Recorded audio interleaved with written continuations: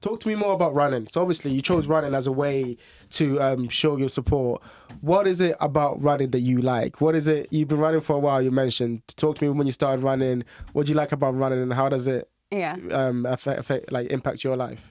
So I've been running for years because in primary school I did cross country from like year 3. Yeah. And it was such a thrill, I'm not gonna lie. Yeah. Back then, doing it like at such a young age, and you know, being called out of class for training, it's like, oh, I'm so cool. Like, you guys are stuck here, Yes, and I'm like training. I'm like this athlete. I'm like Olympic I'm medal, representing the school, and it felt so good.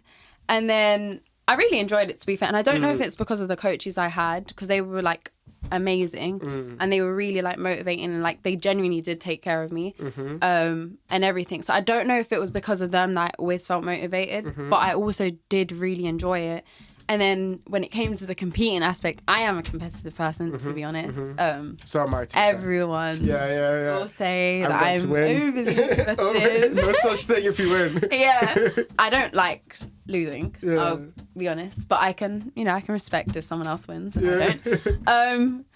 So when I was doing the competitions, and I was actually doing well, because in year 5 when I did cross country, I was meant to run for my year group, and they asked me to run for like the year 6s, so I ran with them and I came 4th, and I was like, I'm running against older people and I've come 4th, like that is, and I'm good. Like, I'm really good. Like, I can do this. Yeah. And then when I ran for my year group, I came 2nd. And I was like, I'm actually really, like, I can do it. I can make like a career out of this. Obviously, I didn't pursue running as a career, but I was like, at that point, I was like, this is like my thing. Like, some people have like football, basketball, netball, whatever. Running was my thing. And then I just continued doing it when I got into secondary school. But back then, it was only like, it was cross country. I don't know how long cross country is. I was going to ask, what is cross country for people who have no idea? It was always around November, December. So it was always before the Christmas break. And where they would take us to a park, and we basically run around that whole park. But it was like a big park. And it would be like, you go uphill, then downhill, then uphill. That's what it was. Athletics, I started off doing 800, and then out of nowhere, my teacher was like, can you do 15? And I was like, I've never done 15, so I don't know. And then she was like, we'll train you. Trained me for it. And then I was like, oh, this is way better. So then I started doing 15, but if they needed me to do 800, I would do 800. And then I would do that with athletics and everything. And the medals were so nice. Do you still have them? To be honest, I still have them. They're at my mum's, but I still have them, because I was like, there's no way I'm going to show my kids this and be like, that's like mommy. Yeah, respect like, me. Be like mommy, respect me. You know, I ran.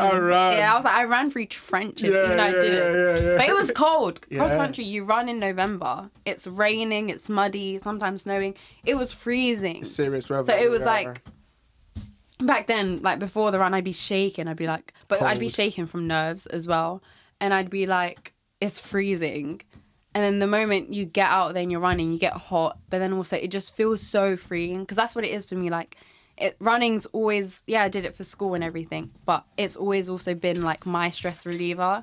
Like, whenever I'm like stressed, I don't know, whatever 16-year-olds stress about, I would go on a run after school, and I would only do like, back then I would only do like 3K. I never actually explored the whole 5K and everything. I would just do what I thought was enough of what basically 800 meters, 1500 meters would be.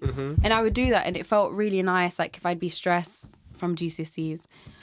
So, like, when you look at it now, it's like really... It was big back then, though. It was like your whole life was going to end if you failed. Yeah. And I'd go on a run after school, and it felt really nice. But then also, like, it felt weird if I wasn't doing that. Like, I started doing netball, but I got more from running, feeling-wise. And then I continued... I did stop in sixth form. Like, I would go on runs here and there, but I would say that was probably the 2 years where I was the least runny. I don't know why, to be honest. I think, like, because I stopped competing, because you stop doing the competitions in year 10. You don't do it in year 11, because by the time the competitions happen, like, you've already left because you've done your GCSEs now. So I didn't run as much. And then I went and did like work experience. So I didn't do it as much. And I don't know if it's because I wasn't competing anymore that I stopped. But I don't know, I just stopped. And then I did it a few times in sixth form and I was like, oh, this is nice. That's when I started doing like 5Ks. And then I would run past like my secondary school. So I would see like my old PE teacher that was also like my coach. And I'd be like, oh, like, I'm still running. like they're seeing me and they're like, oh, you're still running now. And I'm like, yeah, I am. And then they'd be like, oh, that's really nice. And I'd be like, this is so good. So then I'll be like, I started up again, but I was only doing like 5K. And then obviously COVID hit. And then no one was running. No one was running. Yeah. Like your life basically stopped. Like I didn't even do my A levels. Like they just gave us grades. And then obviously we're all at home. Bearing in mind, like we're a big family. We're all at home. Like it's getting like tense. The tension is like rising. And then that challenge on Instagram of like I challenge this person to do like 5K and you like tag 5 people. Oh, really? And they have to do it. Yeah, that was going around and I got tagged in it and I was like, okay, say nothing, I'm going to do it then. And then my sister did it with me because I challenged her. And my brother did it with us as well. And we did it. And then I was like, this is nice. And then I got back into running. Again, like I said, it was like a really freeing, especially in COVID, like just being able to get out because we weren't even allowed outside the houses. So just being able to get out and do something that I do like love felt really nice. So then I was just running and everything, and then I was like, I want to beat my time. So that's when it became about beating my last time because I wasn't competing. I was like competing against myself. Like I need to beat my last time. Okay, last time I got like 30 minutes. Next time I need to get 29. Like it just became about that. But then also I was running with my siblings, so I was like a little bit of a friendly competition, like just a little bit. And I remember my brother ran ahead of us. And he took the wrong route. So he didn't even end up doing 5K because he took the wrong route. Because he was like, where are they? We finished the 5K. We were like, where did you go? And they're like, I went this way. And we're like, well, how much did you run? He's like, oh, it only shows 3K. And I was like, exactly. That's what happens. Because my sister used to run as well. So when I would do cross country, she would do it as well. Oh, wow. So it was nice, like a bonding having that, experience. And then when they would do the training for it, we would like do it together. So it was really nice as well.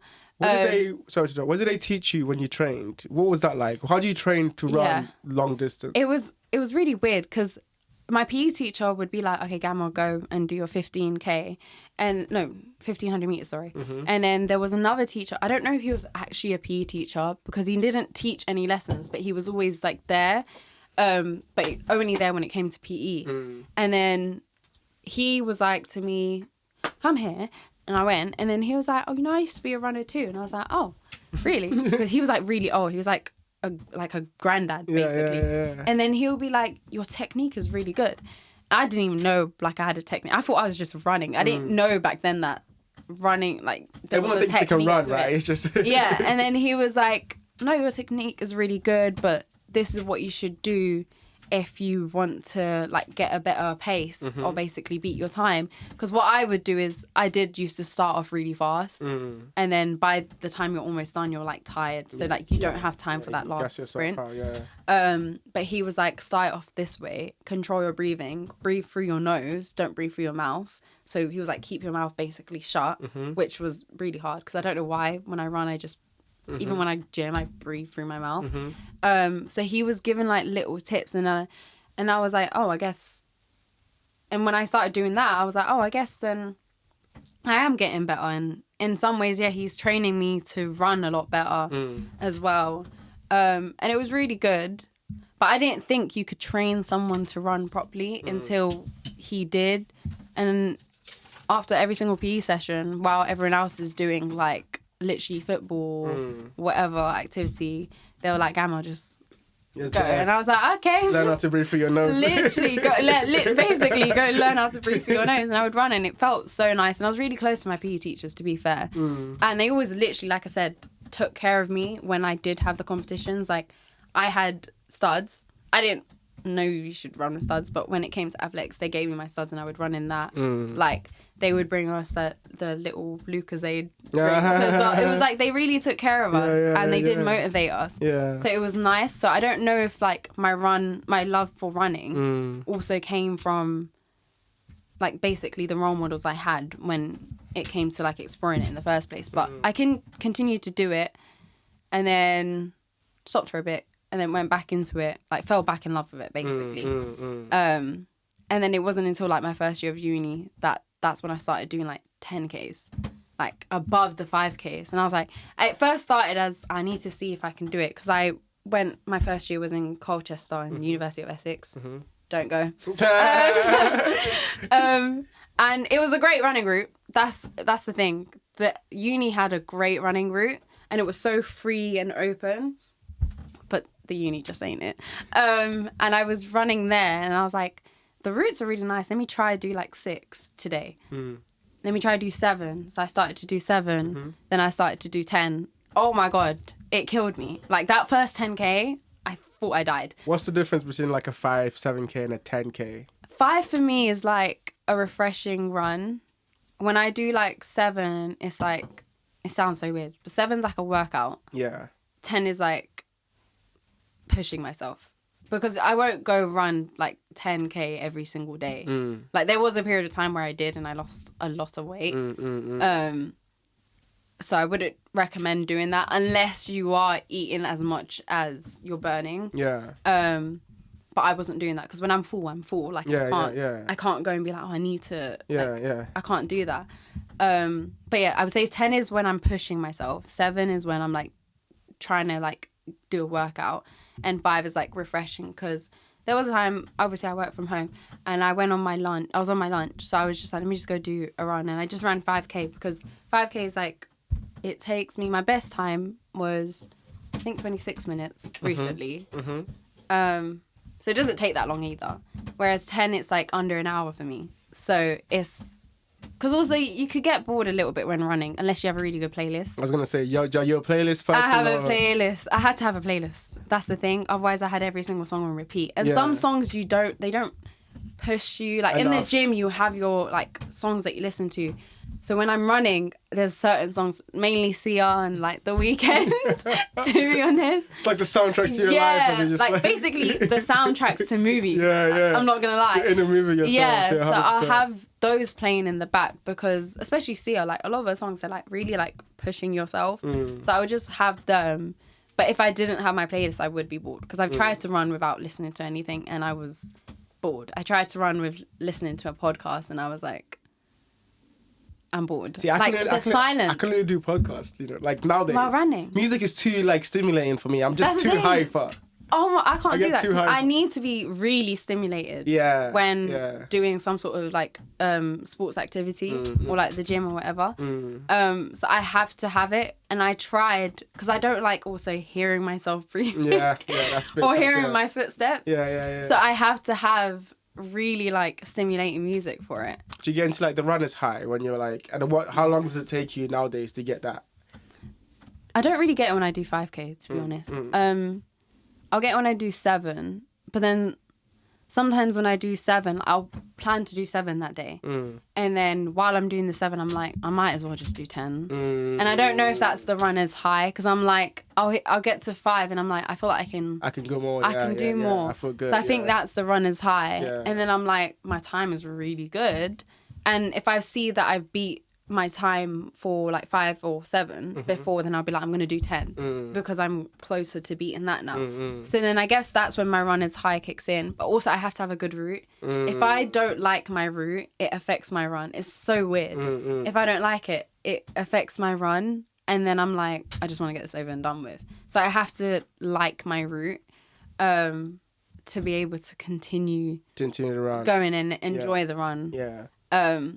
Last year when I was training for my half marathon, this has never happened to me before. I never vomited after a run until I was training for it. And then afterwards I would be like really dizzy and I feel like my blood pressure going really low. I'd be like, oh my God. And then I'd vomit and I'd be so drowsy afterwards. But I think it was just because by then, like now I'm starting to really push my body to its maximum. Because when you do like 7 all the time, that's not your limit anymore. That's basically just like your standard. And that's what it became for me. Like I'd done the 7, 10s enough. So when I started doing more, it took a toll on my body. But it was great. It was great. It was just, really funny, to be honest. Let's take a pivot. Like you mentioned that you have a big family, Yeah. and like that you've grown up in that. Talk to me about some of your values Yeah. that you were growing up. I want to kind of set the stage for why you care so much about the things that you care about and Yeah. why that means that much to you actually going Yeah. out there and you're doing all this, you're running all these distances. 15K. Yeah. Guys, 15K is crazy. Like if you Speaking of 17. 17K, I'm even getting it wrong. 17K is crazy. Like Yeah. go outside, try run even 10K and then come back and let me know. Yeah. But yeah, talk to me about your upbringing and what that was like for you.